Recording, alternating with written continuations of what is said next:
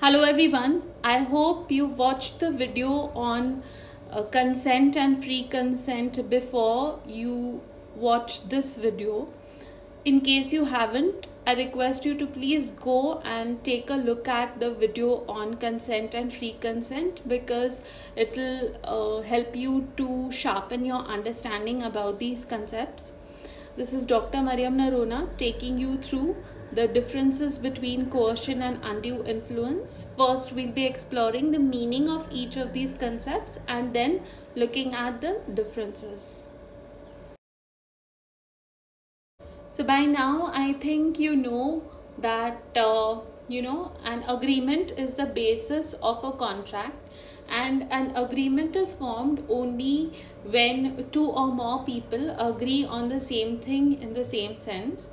That is known as consensus, and free consent is one of the essentials of a valid contract. Again, I'm just taking a brief recap. What is free consent? According to Section 14 of the Indian Contract Act 1872, consent is said to be free when it is not caused by coercion, undue influence, fraud, misrepresentation, or mistake. Let's try to understand what is coercion.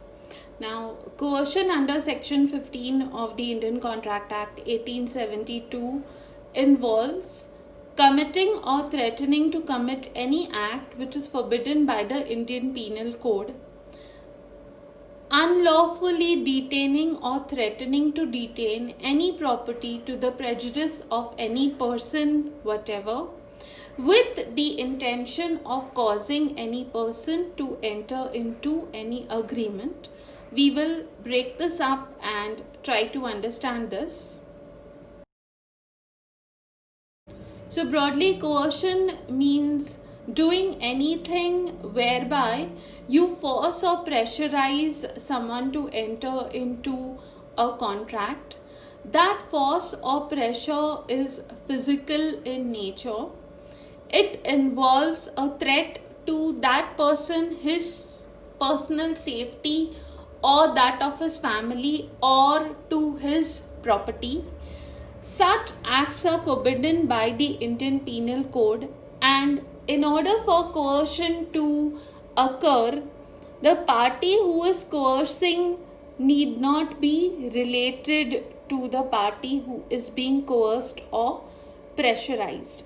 Now, an example of coercion could be holding a gun to someone's head and getting them to sign some documents, or getting them to transfer some property in someone else's name, or kidnapping somebody, asking for a ransom, or kidnapping somebody to force or pressurize somebody to do something or to enter into a particular contract, or threatening to damage someone's property by saying that if you don't do this, I will burn down your house, or burn down your garage, or I will burn down your cars, or I will break your hands and legs. This kind of threat, or this kind of pressure is coercion, and it attracts criminal liability because such acts are forbidden by the Indian Penal Code.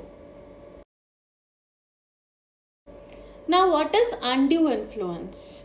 According to Section 16(1) of the Indian Contract Act 1872, a contract is said to be induced by undue influence when the relations subsisting between parties are such that one party is in a dominating position. He or she is in a position to dominate the will of the other, and he or she uses that position to obtain an unfair advantage over the other. Now, we'll break it up and look at it with some common examples. In order for undue influence to exist or to be carried out, there needs to be a pre-existing relationship between the parties concerned in this undue influence. So a boss and an employee, or you can say a caregiver for a patient who is bedridden, these people are in a position to dominate the will of the boss, is in a position to dominate the will of an employee. The caregiver is in a position to dominate the will of the patient to whom he or she is extending care, and they have the power to get them to agree to certain things which may not be in their best interest. So they may enter into contracts with the objective of gaining an unfair advantage against such people. So undue influence requires a dominant person. So who dominates the will of the other person? Now, who is a dominant person? According to section 16(2) of the Indian Contract Act, a dominant person is someone who holds real or apparent authority over the other. That is, either the authority really exists in the form of like a boss or a subordinate, and implied apparent authority, that is, not everybody who's a caregiver might be wanting to take unfair advantage over a patient or an old person who they are caring for. Therefore, a dominant person is someone who either holds real or apparent implied authority over the other. A dominant person is someone who stands in fiduciary relations to the other. So a trustee and a beneficiary, such a person may stand in a fiduciary relationship to the other party. A fiduciary means someone who acts or who is expected to act in the best interest of the other person. Then a dominant person is someone who makes a contract with a person whose mental capacity is temporarily or permanently adversely affected because of either of these things: age, illness, mental or bodily distress, or someone like an old illiterate person or a bedridden patient. So these people clearly are at the mercy of others or one other person who cares for them or who is their basic caretaker.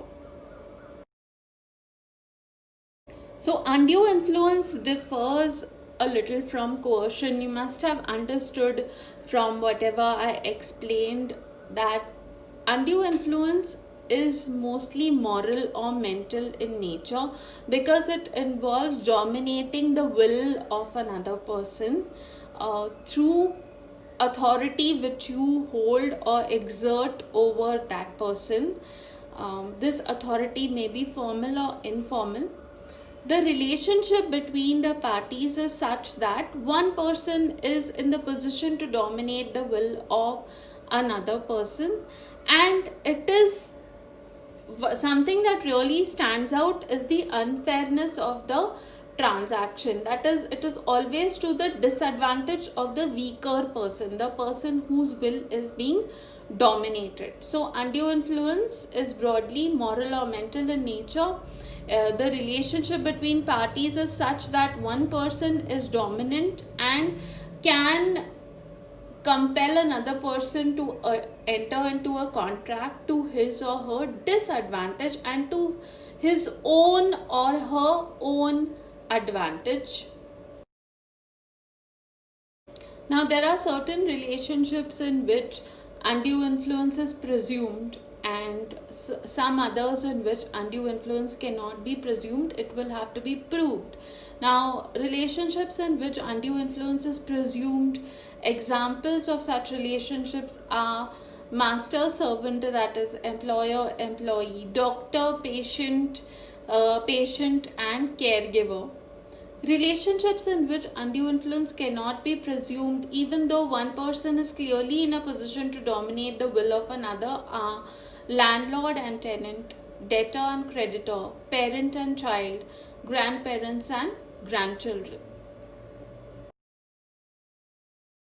A very easy way to study coercion and undue influence is by understanding the difference between each of these concepts. Coercion, as we have seen, it involves physical pressure where you are threatening a person, the safety of the person or his property or his kin, someone who is dear to him. In coercion, the parties need not be related to each other. So, somebody may hire another person to threaten or to kidnap somebody or to harm the property of another person in order to get them to agree to a contract. So, the coercer and the coerced need not be related. The person who is accused of coercion will have to prove his innocence. He will have to prove that he did not coerce the opposite party, and coercion incurs criminal liability. Now, undue influence, the opposite spectrum of coercion. Undue influence is moral or mental pressure. It involves dominating the will of a person who has a pre-existing relationship with you, and you are clearly the dominant party who has real or apparent authority and the ability to dominate the will of the other person. In undue influence, the person who is claiming that he has been influenced into entering the contract, that is the aggrieved party.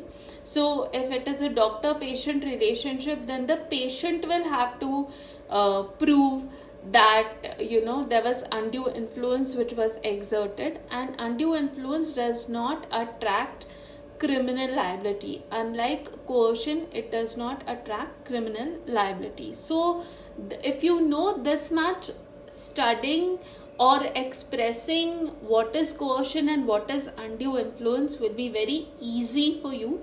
I recommend that you prepare a chart like this in your notebook, and you can learn very easily at a glance what is meant by coercion and undue influence. So I hope the meaning of coercion and undue influence is clear to you, and you were able to understand the differences between the two concepts. And do watch the next video in the series on fraud and misrepresentation. Thank you.